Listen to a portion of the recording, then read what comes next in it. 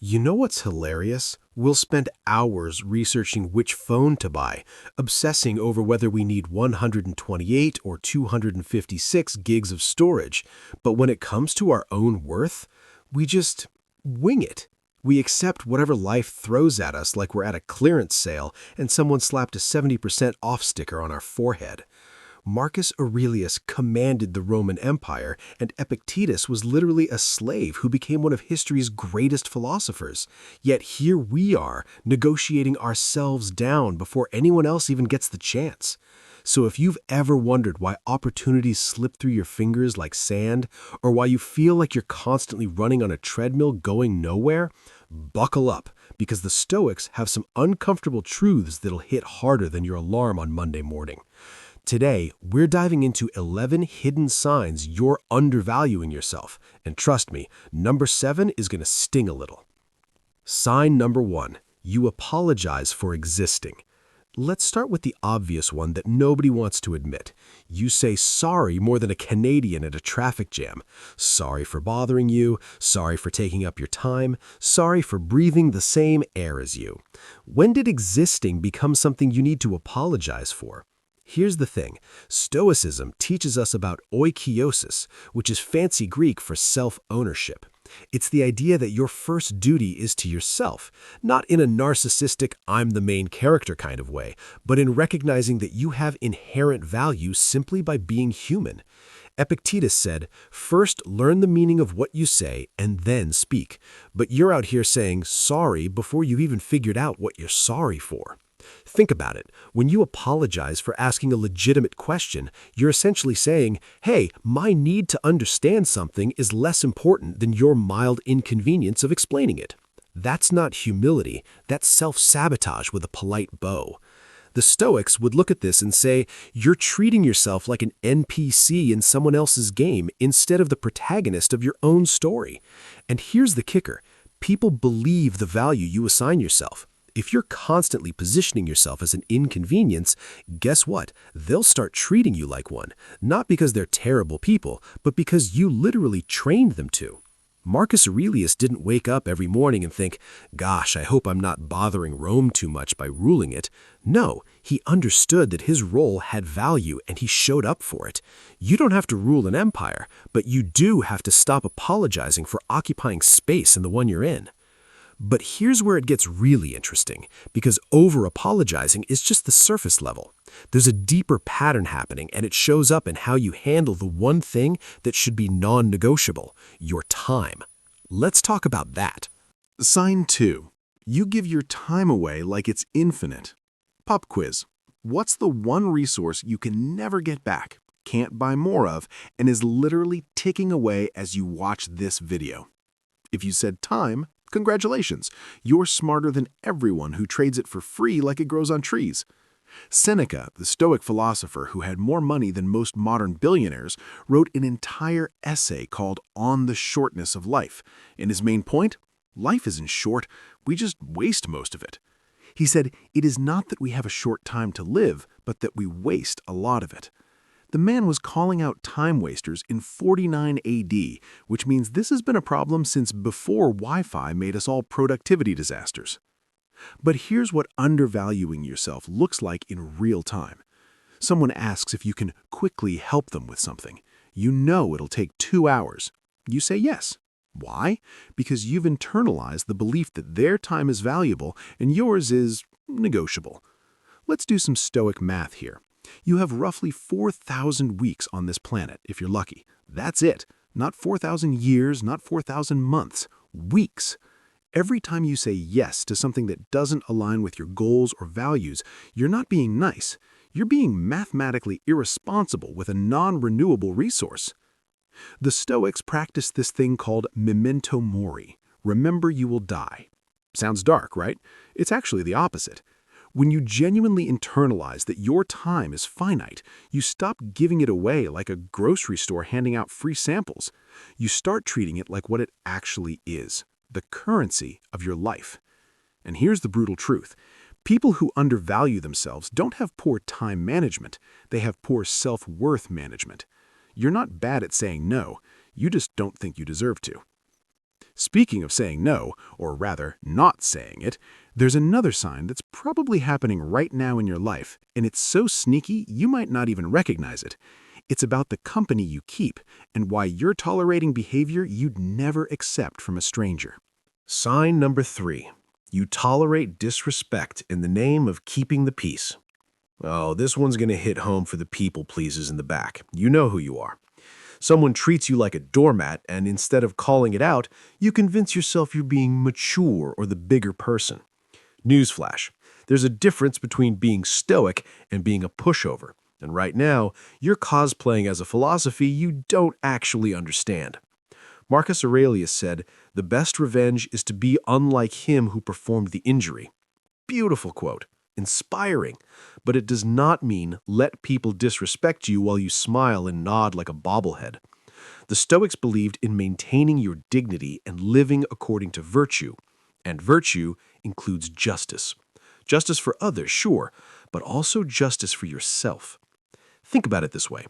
If someone was treating your best friend the way certain people treat you, would you tell your friend to keep the peace? Or would you tell them to set a boundary firmer than Epictetus's philosophical principles? Exactly. When you tolerate disrespect, you're sending a clear message to the universe. I don't value myself enough to require basic human decency. And the universe? It's listening, it's taking notes, and it's serving you exactly what you're asking for. More of the same. The Stoics weren't about conflict for conflict's sake, but they were absolutely about standing firm in your principles. Epictetus was a slave who eventually gained his freedom, and you think he did that by letting people walk all over him? The man literally said, if you want to improve, be content to be thought foolish and stupid. But he also said, no man is free who is not master of himself. You can't be master of yourself if you're letting everyone else set the terms of engagement. Keeping the peace is noble. Being a doormat is not. Learn the difference, or learn to enjoy the footprints. And if you think tolerating disrespect is bad, wait until you hear about what you're doing to yourself internally. Because there's a voice in your head right now that's more toxic than any external critic could ever be, and you've been letting it run the show for way too long. Sign number 4. Your inner dialogue would get you fired as a manager. Imagine you're managing a team, and every day you walk in and say, "You're terrible at this. Why did you even try? Remember that mistake you made 6 years ago? Yeah, you're probably going to repeat that. Actually, don't even bother trying. You'll just fail anyway." You'd be fired within a week. There'd be an HR investigation. Someone would suggest therapy. Yet this is exactly how you talk to yourself, and you think it's motivation. It's not. It's abuse with a planner. The Stoics were big on the concept of logos, reason, rational thought, the ability to guide yourself with wisdom. But wisdom doesn't sound like a drill sergeant who hates you. Marcus Aurelius literally kept a journal, which we now call meditations, where he reminded himself of Stoic principles. And not once did he write, "Marcus, you absolute failure, why are you even emperor?" He wrote things like, "You have power over your mind, not outside events. Realize this, and you will find strength." See the difference? One builds you up, the other tears you down, while pretending it's being realistic. Here's a fun exercise. For the next 24 hours, pay attention to how you talk to yourself. Actually listen. If you catch yourself saying something you'd never say to a friend, stop. The Stoics believed in self-discipline, not self-destruction. They practiced premeditatio malorum, visualizing obstacles, but they did it to prepare, not to paralyze themselves with anxiety. When you undervalue yourself, your inner dialogue becomes a highlights reel of your failures and a blooper reel of your attempts at success. You're essentially running anti-propaganda against yourself 24/7, and then you wonder why you don't feel confident. Seneca said, "We suffer more often in imagination than in reality." But you're not just imagining suffering, you're creating it, directing it, and starring in it. You're basically M. Night Shyamalan, except the twist is that you've been the villain to yourself all along. But let's get even more specific, because your self-sabotage isn't just internal. It shows up in very concrete, very observable ways, especially when opportunities come knocking and you pretend you're not home. Sign number 5. You shrink yourself in rooms where you belong. Picture this. You're in a meeting, a classroom, a social gathering, somewhere you have every right to be. Someone says something you know is wrong. You have the correct answer. You have valuable insight. You have expertise that could change the entire direction of the conversation. And what do? You play Tetris with your phone under the table and hope someone else says it. This is called self-shrinking, and it's the opposite of everything Stoicism teaches. The Stoics believed in contributing to the collective good, in using your reason and abilities to serve the greater whole. But you can't serve anything if you're hiding in the corner hoping no one calls on you. Epictetus said, "First say to yourself what you would be, and then do what you have to do." But you're out here doing the reverse, pretending to be smaller than you are and then wondering why people treat you accordingly. It's like buying a Ferrari and only driving it in first gear because you don't want to seem too flashy. Here's what's really happening. You've convinced yourself that staying small is humility, but it's actually just fear wearing a disguise. Real humility is knowing your worth and choosing not to lord it over people. Fake humility is knowing your worth and pretending you don't to avoid the responsibility that comes with it. Think about Marcus Aurelius then. The guy could have stayed in his palace, avoided all the hard decisions, and just collected emperor paychecks.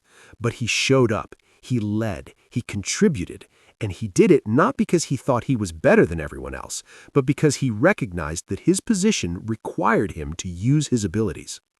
You don't need to be emperor of Rome, but you do need to stop acting like you snuck into rooms you were actually invited to. You belong there, and every time you shrink yourself, you're not just robbing yourself, you're robbing everyone else of what you could contribute. Now, staying small in rooms is one thing, but there's an even more insidious pattern, one that happens before you even get to those rooms. It's about the opportunities you're not even allowing yourself to pursue, and why your realistic mindset is actually just pessimism in a business suit. Sign number 6. You've mastered the art of preemptive rejection. I'm not going to apply for that job. I'm probably not qualified enough. I won't shoot my shot. They're probably not interested anyway. Why start that project? It'll probably fail. Congratulations, you've become so efficient at rejection that you've cut out the middleman and started doing it to yourself. You're the Amazon Prime of self-sabotage, same-day delivery on crushed dreams. The Stoics would call this a fundamental misunderstanding of what's in your control. Epictetus broke it down beautifully. Some things are within our power, while others are not.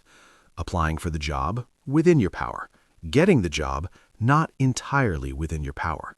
Asking someone out, within your power. Their response, not within your power. But here's where you're going wrong. You're treating the outcome as if it's already happened and it's already negative. That's not Stoic preparedness. That's fortune-telling with a pessimistic bias. The Stoics practiced negative visualization to appreciate what they had and prepare for challenges, not to talk themselves out of trying. Seneca said, "It is not because things are difficult that we do not dare. It is because we do not dare that they are difficult." Read that again. You're not avoiding hard things. You're making things hard by avoiding them. Think about it logically. When you reject yourself preemptively, you get a 100% rejection rate. When you actually try, even if you fail 90% of the time, that's still a 10% success rate, and 10% is infinitely larger than 0%. That's not optimism, that's just math that your undervalued self refuses to do. The real kicker, every time you preemptively reject yourself, you reinforce the belief that you're not worthy of the thing you want. It becomes a self-fulfilling prophecy. You don't try because you don't think you're good enough, and because you don't try, you never prove to yourself that you are good enough. It's a loop more vicious than trying to cancel a gym membership. But here's where it gets really uncomfortable, because preemptive rejection is actually connected to something deeper, something that affects every relationship you have. And I'm willing to bet you're doing it right now without even realizing it. Sign number 7. You're grateful for the bare minimum. Oh, this one's going to sting. Ready? You're out here throwing parades because someone did the absolute bare minimum required of a decent human being. They texted you back? Wow, what a hero! They remembered your birthday? Give them a Nobel Prize. They didn't cheat on you this week? Break out the champagne. What an accomplishment. When did we start celebrating people for clearing a bar that's lying on the ground? The Stoics believed in virtue as the highest good, wisdom, justice, courage, and temperance. These aren't bonus features, they're the baseline for a good life. Yet you're acting like someone showing basic respect is going above and beyond. Marcus Aurelius wrote, "Waste no more time arguing about what a good man should be. Be one." But you're not even holding others to the standard of good. You're just grateful they're not actively terrible. That's not a relationship. That's Stockholm Syndrome with date nights. Here's the reality check. When you're grateful for the bare minimum, you teach people that the bare minimum is all they need to give you. You've set the bar so low that it's basically a speed bump, and then you wonder why people keep tripping over it instead of jumping over it. The Stoics weren't about having unrealistic expectations, but they were about having standards. There's a difference. Unrealistic expectations are thinking everyone should be perfect. Standards are thinking people should at least be decent. Think about Epictetus' teachings on relationships. He didn't say, be grateful someone tolerates your existence. He said things like, the key is to keep company only with people who uplift you, whose presence calls forth your best. Calls forth your best, not doesn't actively make you worse. When you celebrate the bare minimum, you're telling the universe, I don't believe I deserve anything better than this. And guess what the universe does? It believes you. It takes you at your word and serves up more bare minimum than a corporate pizza party. And speaking of settling for less than you deserve, there's another pattern that's probably showing up in your life right now, one that's so normalized you might not even recognize it as a problem. It's about how you celebrate yourself, or more accurately, how you don't. Let's dive into this. Sign number 8. You downplay your wins like they're war crimes. Someone compliments your work, and what do you say? Oh, it was nothing. I just got lucky. Anyone could have done it. The lighting was good. Mercury was in retrograde and the stars aligned. Stop it. Just stop. You're not being humble. You're being a professional achievement minimizer. You've turned self-deprecation into an Olympic sport, and guess what? Nobody's impressed. They're just confused about why you're working so hard to convince them you're not good at things you're clearly good at. The Stoics understood something crucial. Acknowledging your abilities isn't arrogance, it's honesty. Marcus Aurelius didn't sit around going, well, I mean, anyone could run the Roman Empire. I just happened to be in the right place at the right time. No, he recognized his role, accepted his capabilities, and did the work. Epictetus taught that we should focus on what's within our control, and your effort, your growth, your development, that's all within your control. When you achieve something through your own work and then immediately downplay it, you're essentially lying about reality. You're taking something you earned and pretending it fell out of the sky. Here's what's really happening. You've internalized the belief that acknowledging your success makes you arrogant, so you've overcorrected into this weird space where you actively work against your own credibility. It's like training for a marathon, finishing it, and then telling everyone you accidentally jogged 26.2 miles because you missed your bus stop. And the damage doesn't stop with you. When you constantly downplay your achievements, you teach other people to downplay them too. You literally train people to minimize your worth. Then, when performance reviews come around or opportunities arise, everyone's already been conditioned by you to think what you do is nothing special.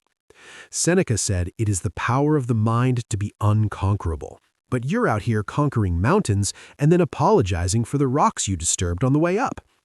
The Stoics believed in accurate self-assessment, not inflated ego, but also not deflated recognition of your actual abilities.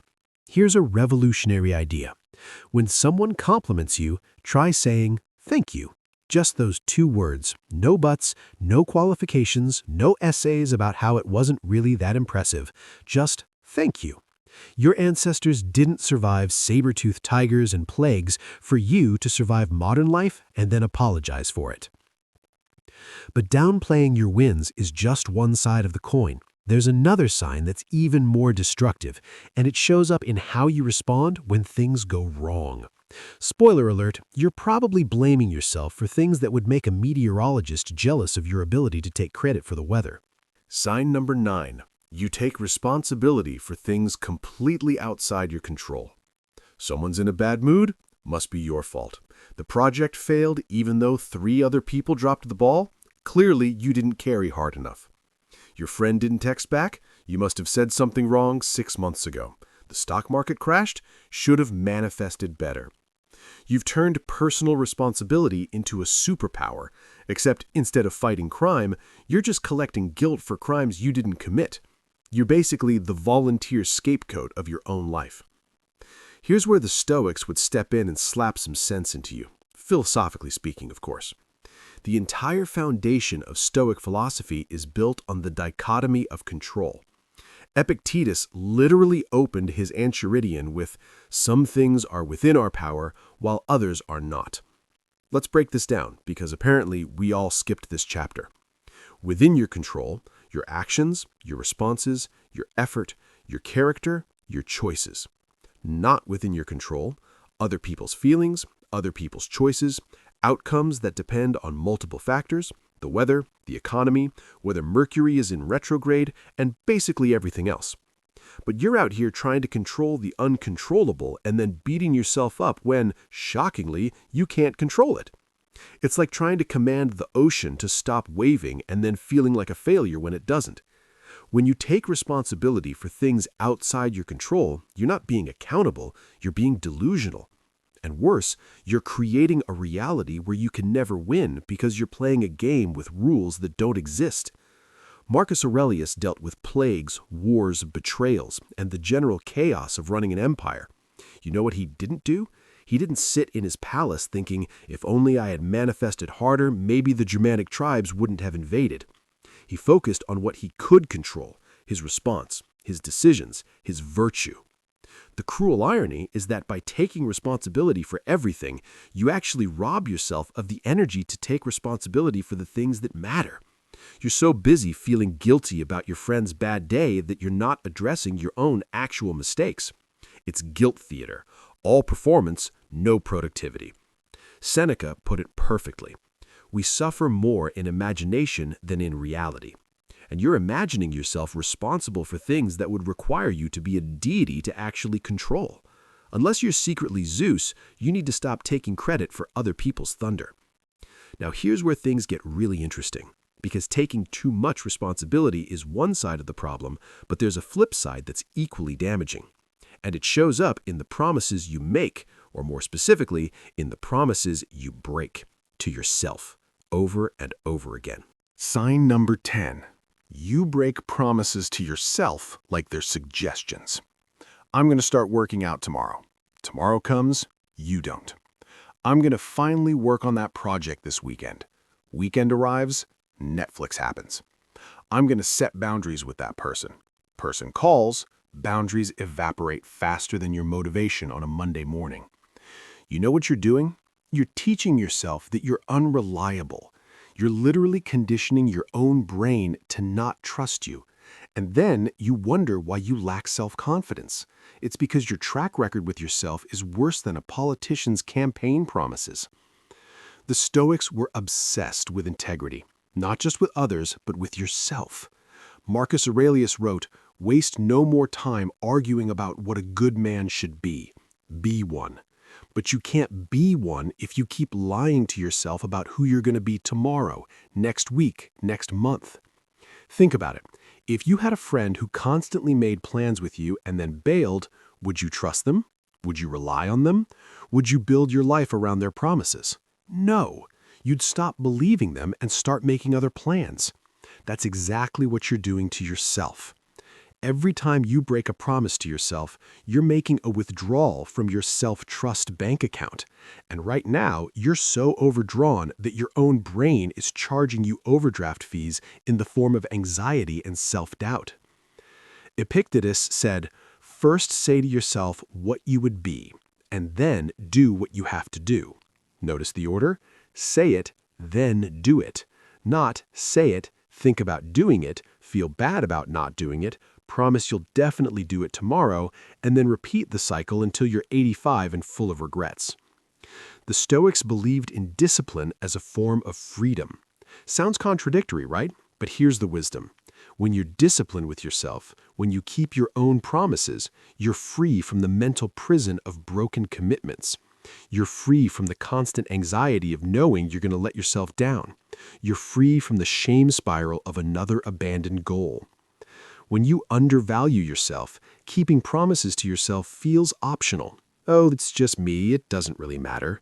But it does matter. It matters more than promises to other people because you have to live with yourself 24/7. You're the one person you can't ghost, you can't block, you can't avoid at parties. You're stuck with you. And here's the thing. Every promise you keep to yourself is a deposit in your self-respect account. Every workout you show up for, every boundary you maintain, every goal you chip away at, it's proof that you're someone who does what they say. It rebuilds trust. It rebuilds confidence. It rebuilds the relationship with the most important person in your life, you. Seneca wrote, "As is a tale, so is life. Not how long it is, but how good it is what matters. But you can't have a good life if you spend it constantly disappointing the protagonist. And newsflash, you're the protagonist. Start acting like it." But here's the final piece of the puzzle, and it's the one that ties everything together. It's the sign that's probably been showing up in every single area we've discussed, the pattern beneath all the patterns. And if you're doing this, it explains why breaking free from undervaluing yourself has felt impossible. Let's get into it. Sign number 11. You wait for permission to live your own life. This is the big one, the boss level, the final frontier of self-sabotage. You're waiting for someone to tell you it's okay, waiting for permission to want what you want, waiting for validation that your dreams are legitimate, waiting for someone to look at you and say, yes, you're allowed to be ambitious now. Yes, you're allowed to take up space. Yes, you're allowed to pursue what makes you happy. And while you wait, life is passing by like a train you keep watching instead of boarding. Let me tell you what the Stoics would say about this, and it's not going to be gentle. You don't need permission. You never did. You're not a child waiting for a hall pass. You're an autonomous human being with agency, and every second you spend waiting for someone else's approval is a second you're not spending building the life you actually want. Marcus Aurelius became emperor of Rome at 40 years old. You know what he didn't do? He didn't wait around for someone to tell him he was ready. He didn't send out a survey asking if people thought he should accept the position. He stepped into the role and did the work. Epictetus was born into slavery. He didn't wait for society to give him permission to be a philosopher. He didn't wait for his circumstances to be perfect before he started thinking, learning, and eventually teaching some of the most profound wisdom in human history. He claimed his agency in a world that told him he had none. And you're free. You have opportunities, you have resources, you have time, and you're waiting for what exactly? A sign from the universe? A golden ticket? A personalized letter from fate saying, yes, your name, you specifically are allowed to go after what you want? Here's the uncomfortable truth. That permission slip is never coming. And if you're being honest with yourself, you know it's not. You're using the wait as an excuse, because if you never try, you never fail. And if you never fail, you never have to confront the possibility that you might not be as incapable as you've convinced yourself you are. The Stoics called this catalepsis, the clear perception of reality. And the reality is this: no one is coming to save you. No one is coming to validate you. No one is coming to give you a permission slip to live your life. That's not pessimism, that's liberation. Because once you realize that the permission you're waiting for doesn't exist, you're free to give it to yourself. Once you understand that the validation you're seeking can only truly come from within, you stop outsourcing your self-worth to people who were never meant to carry that responsibility. Seneca said, "Begin at once to live, and count each separate day as a separate life. Not begin when you feel ready, not begin when someone tells you it's okay. Begin at once. Every single day you wait is a day you're telling yourself that your life isn't important enough to start living right now. It's a day you're reinforcing the belief that you need external permission for internal desires. It's a day that you'll never get back, spent in the waiting room of a doctor's office where the doctor never shows up, because the doctor is you. Here's what waiting for permission really is. It's hiding. It's camouflage. It's a socially acceptable way to stay safe and small while convincing yourself you're just being patient or waiting for the right time. But the Stoics would call this what it is, a fundamental misunderstanding of what it means to live. Marcus Aurelius wrote, "You could leave life right now. Let that determine what you do and say and think." That's not morbid. It's a wake-up call with an air horn. You could leave life right now. So why are you spending your finite time on earth waiting for infinite permission that's never coming? The most powerful thing you can do is give yourself permission to want what you want, to pursue what matters to you, to take up space, to have ambition, to set boundaries, to demand respect, to try and fail and try again. Not because you're entitled to success, but because you're entitled to the attempt. You don't need to wait for perfect circumstances. The Stoics literally preached that external circumstances don't determine your ability to live virtuously. You don't need to wait for more confidence. Confidence comes from action, not before it. You don't need to wait for fear to disappear. Courage is acting despite fear. The permission slip you've been waiting for? Write it yourself. Sign it, date it, and then crumble it up and throw it away, because you never needed it in the first place. So, there you have it. 11 signs you've been undervaluing yourself. 11 ways you've been playing small in a world that needs you to show up fully. And I know what you might be thinking right now. This is overwhelming. How do I fix all of this? Well, here's the beautiful thing about Stoic philosophy. You don't have to fix it all at once. You just have to start.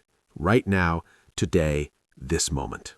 Look, I get it. You've just been hit with 11 uncomfortable truths, and your brain is probably doing mental gymnastics right now, trying to justify why none of these apply to you. Or maybe you're on the opposite end.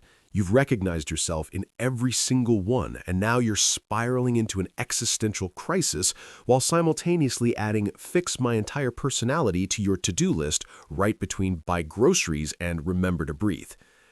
Here's what the Stoics would tell you. Stop. Stop trying to overhaul your entire existence in the next 24 hours. Stop thinking you need to become Marcus Aurelius by Tuesday. Stop treating self-improvement like it's a sprint, when it's actually a marathon that lasts your entire life. Epictetus said, "No great thing is created suddenly," and right now, you're a great thing in progress. Not a finished masterpiece, not a lost cause, in progress. Like one of those Renaissance paintings where the artist sketched the outline, filled in some details, left some parts rough, and the whole thing is absolutely still valuable even though it's not done. The beautiful thing about recognizing you've been undervaluing yourself is that recognition is the first step. You can't change a pattern you don't see. You can't fix a problem you don't acknowledge. And by watching this video, by staying until this point, you've already done the hardest part. You've looked in the mirror and admitted that maybe, just maybe, you've been selling yourself short. So here's what we're going to do. We're not going to fix all 11 signs tomorrow. We're going to pick one. Just one. Maybe it's the one that hits you hardest. Maybe it's the one that felt most relevant to your life right now. Maybe it's the one you think you could actually change without needing a complete personality transplant. Maybe you start by catching yourself when you apologize for existing and stopping mid-sentence. Maybe you start by saying thank you when someone compliments you instead of writing a dissertation on why you don't deserve it. Maybe you start by keeping one promise to yourself this week, just one, and seeing how it feels to be someone you can trust. The Stoics practice something called prohairesis, your reasoned choice, your will, your ability to decide. And right now, you're making a choice. You're choosing whether to keep playing small or to start showing up as the full, complex, valuable human being that you are. Marcus Aurelius wrote in his private journal, which, reminder, he never intended anyone to read, confine yourself to the present. Not the past where you've made mistakes, not the future where you might make more. The present, right now, this moment, this choice. And here's the thing about choosing to value yourself. It's not a one-time decision. It's not like flipping a light switch where suddenly you're fixed and confident and walking around like you own the place. It's 1,000 tiny decisions. It's choosing to speak up in that meeting. It's choosing to set that boundary even though it's uncomfortable. It's choosing to honor your time even when someone makes you feel guilty for it. Some days you're going to nail it. You're going to feel like a Stoic philosopher reincarnated, walking through life with perfect virtue and unshakable self-worth. Other days you're going to backslide so hard you'll wonder if you learned anything at all. And you know what? Both of those days are part of the process. Seneca said, sometimes even to live is an act of courage. And right now, choosing to live as someone who values themselves, who doesn't shrink, who doesn't apologize for breathing, who doesn't wait for permission to want things, that takes courage, enormous courage. The kind of courage that doesn't show up with trumpets and fanfare, but in quiet moments when you choose differently than you did yesterday. Here's what I need you to understand. You have inherent worth. Not because you're perfect, not because you've achieved some arbitrary standard of success, not because you finally become enough by some external measure. You have worth because you're human. That's it. That's the baseline. Everything else is just details. The Stoics believed in cosmopolitanism, the idea that we're all citizens of the world, all part of the same human family, all deserving of basic dignity and respect. And that includes you. You're not the exception to the rule. You're not the one person who doesn't deserve to take up space or pursue happiness or demand respect. But here's the catch, and you knew there'd be a catch. No one else can value you if you don't value yourself first. You can read all the philosophy books, watch all the motivational videos, get all the therapy, and surround yourself with supportive people, but if you fundamentally believe you're not worth it, none of that external validation will stick. It'll slide right off like water off a duck's back. The work has to start with you. The permission has to come from you. The change has to be initiated by you. And I know that's terrifying. It's much easier to blame circumstances, to wait for the right moment, to convince yourself that you'll start valuing yourself when you've achieved X, Y, and Z. But that's the trap. That's the cycle. That's the pattern that keeps you stuck. Marcus Aurelius faced wars, plagues, betrayals, and the weight of an entire empire on his shoulders. Epictetus faced slavery and physical disability. Seneca faced political intrigue and eventual execution. These weren't people who had perfect lives and therefore could afford to be stoic. They were people who faced hard lives and chose to be stoic anyway. Your circumstances don't need to be perfect for you to start valuing yourself. Your life doesn't need to be sorted out. You don't need to have your dream job, your ideal body, your perfect relationship, or any other external marker of success. You can start right now, exactly as you are, exactly where you are. In fact, and this is important, waiting until everything is perfect is just another form of undervaluing yourself. It's saying, I'll be worthy of my own respect when. No, you're worthy now.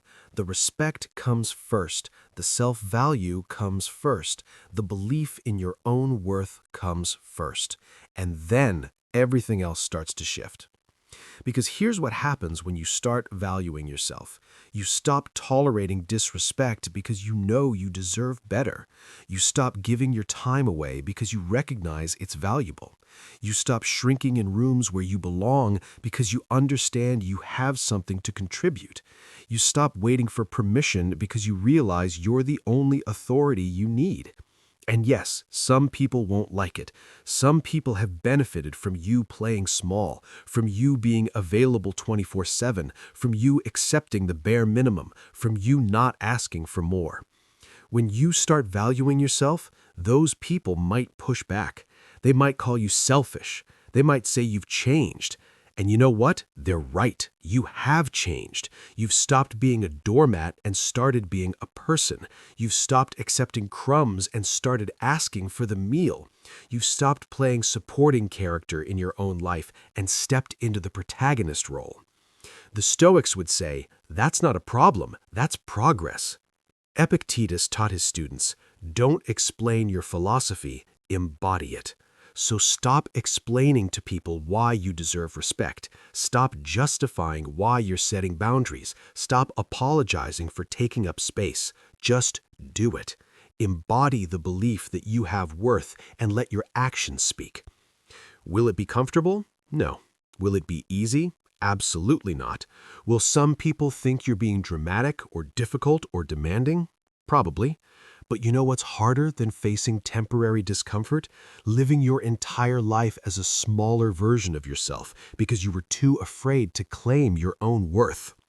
Marcus Aurelius wrote, "The impediment to action advances action. What stands in the way becomes the way." Every obstacle you face in valuing yourself, every person who pushes back, every moment of self-doubt, every time you want to backslide into old patterns, that's not stopping you, that's teaching you. That's showing you where you need to strengthen your resolve. So here's my challenge to you, and it's deceptively simple. For the next 7 days, I want you to catch yourself in one of these patterns, just one. Maybe it's the over-apologizing. Maybe it's the self-deprecation. Maybe it's the waiting for permission. Whatever resonates most with you, that's your target. And when you catch yourself doing it, pause, take a breath, and choose differently. Not perfectly, not flawlessly, just differently. Even if it's uncomfortable, even if it feels weird, even if your brain is screaming at you that you're being ridiculous, do it anyway. Because here's the secret the Stoics knew. You don't change your beliefs and then change your behavior. You change your behavior and your beliefs catch up. You act like someone who values themselves, and eventually you become someone who values themselves. It's not fake it till you make it. It's practice until it's natural. 7 days, one pattern, multiple opportunities to choose differently. That's it. That's the assignment. No massive overhaul required, no personality transplant needed, just small, consistent choices that compound over time into a completely different way of showing up in the world. And here's what I can promise you. 6 months from now, if you actually do this work, if you actually commit to valuing yourself, you're going to look back at this moment and barely recognize the person you were. Not because you'll be perfect. Perfection is a myth the Stoics would laugh at, but because you'll be free. Free from the exhausting work of making yourself small, free from the mental prison of waiting for permission, free from the constant apologizing for existing, free from the cycle of settling for less than you deserve. Seneca said, "It is not that we have a short time to live, but that we waste a lot of it. So stop wasting it. Stop spending your precious, finite, unrepeatable life undervaluing the miracle that is your existence.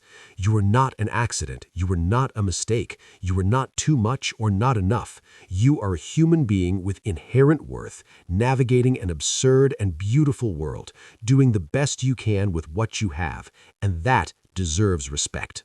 From others, yes, but first from you." The Stoics believed that the only true good is virtue, wisdom, justice, courage, and temperance. But you can't practice virtue if you don't believe to be capable of it.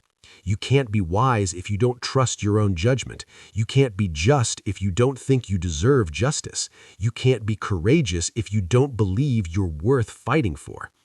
Valuing yourself isn't selfish, it's foundational. It's the bedrock upon which everything else is built. So here we are, at the end of this video, at what could be the beginning of something different for you. You've got the knowledge now. You know the signs. You understand the patterns. You've heard the Stoic wisdom. The only question left is, what are you going to do with it? Are you going to close this video, feel inspired for about 37 seconds, and then go right back to the same patterns that brought you here? Or are you going to choose, really choose, to start showing up differently? Marcus Aurelius faced this choice every single day. Emperor of Rome, most powerful man in the world, and every morning he had to decide, am I going to live according to my principles, or am I going to let the chaos control me? The Stoics believed that philosophy wasn't just theory, it was a way of life, a practice, a daily commitment to choosing virtue over convenience, truth over comfort, growth over stagnation. So this is your moment. This is where you decide if you're just consuming content or if you're actually going to implement it. If you're just here for entertainment or if you're ready for transformation. And look, transformation is messy. It's not a straight line. It's not a before and after montage with uplifting music. It's 2 steps forward, 1 step back, sometimes 3 steps sideways, occasionally falling on your face and getting back up anyway, because the alternative, staying stuck, is worse than the discomfort of growth. But here's what I know. You didn't watch a 30-minute video about Stoicism and self-worth because you're comfortable where you are. You're here because some part of you, maybe a quiet part, maybe a screaming part, knows you're capable of more, knows you deserve more, knows it's time to stop playing small. Listen to that part. Trust that part. Honor that part. Because that's not your ego talking. That's not delusion. That's the most honest, most authentic version of yourself trying to break through all the conditioning, all the fear, all the patterns that have kept you undervaluing yourself for however long you've been doing it. Epictetus said, "How long are you going to wait before you demand the best for yourself?" And I'm asking you the same question right now. How long? 1 more year? 5 more years? 20? Are you going to wait until you're on your deathbed looking back with regret at all the times you could have spoken up but didn't, could have tried but chose safety, could have demanded better but settled for less? Or are you going to start today? Not tomorrow, not next Monday when you'll definitely have your life together, not next month when you've read more books and feel more prepared. Today, right now, this moment. The moment you finish this video, you're going to have a choice, and that choice will either keep you exactly where you are, or it'll be the first step toward becoming who you're actually capable of being.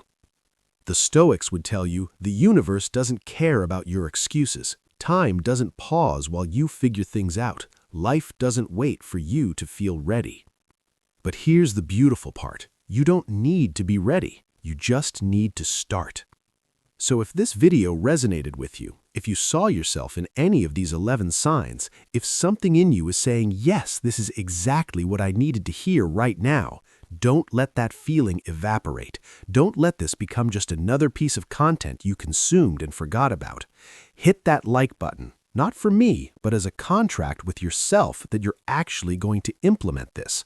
Subscribe to the channel so you keep getting these Stoic wake-up calls when you inevitably need them again. Drop a comment telling me which of these 11 signs hit you hardest. Name it, claim it, own it. That accountability matters. And most importantly, most critically, pick one thing from this video and do it differently today. Not tomorrow, today. Maybe it's stopping yourself mid-apology. Maybe it's accepting a compliment without deflecting. Maybe it's setting one boundary you've been avoiding. Maybe it's keeping one promise to yourself. Maybe it's speaking up in one situation where you'd normally stay silent. Just one thing. One small act of valuing yourself. One tiny rebellion against the pattern of playing small. Because that's how transformation actually works. Not in massive, overwhelming overhauls, but in small, consistent choices that compound over time into a completely different life. The Stoics knew this. They didn't become wise by reading one book and achieving enlightenment. They practiced, daily, repeatedly, imperfectly, and they got better over time. You can too. You are, in fact, capable of so much more than you've been allowing yourself to believe. The question is whether you're going to give yourself permission to find out just how much. Marcus Aurelius wrote, "Waste no more time arguing about what a good man should be. Be one." So stop arguing with yourself about whether you deserve to value yourself. Stop debating whether it's okay to take up space. Stop questioning whether you're allowed to want more. Just be it. Just do it. Just start. Your life is happening right now, not in some future version where you've finally fixed all your flaws, not when you've achieved some arbitrary level of success. Right now, this moment, this breath, this choice. And you get to decide what kind of life you're going to live. You can keep undervaluing yourself, keep playing small, keep waiting for permission that's never coming. That's a choice, and it's yours to make. Or you can take everything you've learned here, everything the Stoics taught, everything that resonated in your gut as truth, and you can start living like someone who knows their worth. Not because you're perfect, not because you've earned it through achievement, but because you're human, and that's enough. That's always been enough. The Stoics believed in living according to nature, and your nature, human nature, includes the capacity for growth, for change, for choosing virtue, for valuing yourself enough to show up fully in this wild, chaotic, beautiful life. So show up. Stop shrinking. Stop apologizing. Stop waiting. Your time is now. Your life is now. Your worth has always been here. It's time you started believing it. Now go out there and be the protagonist of your own story. Not the supporting character, not the NPC, the protagonist. The one who values themselves enough to live boldly, speak honestly, set boundaries, pursue dreams, and take up exactly as much space as they need. The Stoics would be proud, but more importantly, you'll be proud of yourself, and that's the whole point. Thanks for watching. Now go do the work. Your future self is counting on you. Remember, you don't need permission to value yourself. You never did. Now prove it.